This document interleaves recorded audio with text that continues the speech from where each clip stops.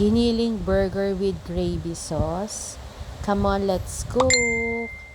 Very easy, budget-friendly giniling burger na may kasamang gravy. Giniling, bawang sibuyas, carrots.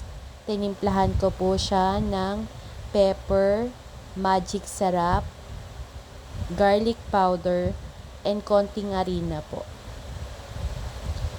Pinrito ko po yung giniling burger. Napakadali lang po ng ulam na to at swak na swak sa budget nating mga nanay. So ayan, nung naluto na po yung kabilang side, binaliktad ko naman po at sinet aside ko po muna siya. Nakadalawang salang din po ako niyan sa halagang 100 giniling. So naggawa na po ako ng gravy sauce.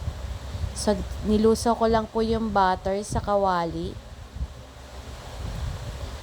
Pagkalusaw ko ng butter, nilagyan ko na po ng harina, all-purpose flour. Naparami yata yung all-purpose flour ko, pero okay lang po yun. So hinalo ko po siya.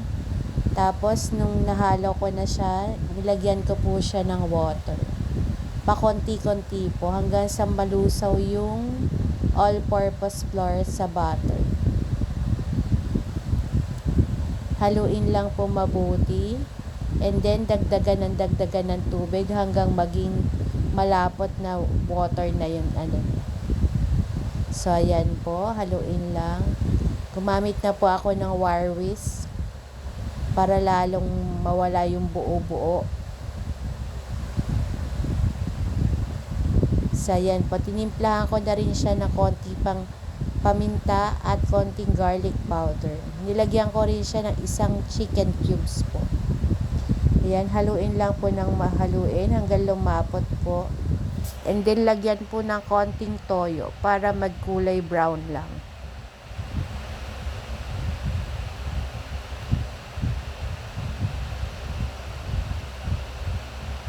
So ayan po siya. Yan, kulay gravy na siya. So nung wala na po siyang mga buo-buo na mga harina, nilagay pagkakulo niya, nilagay ko na po yung pinritong giniling burger.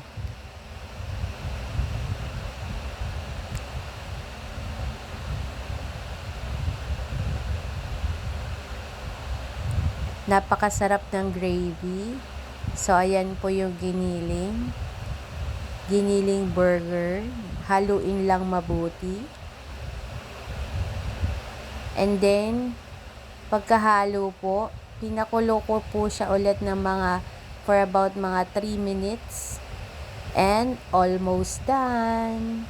Giniling burger with gravy sauce. Come on, let's eat. Thank you for watching. Good vibes only.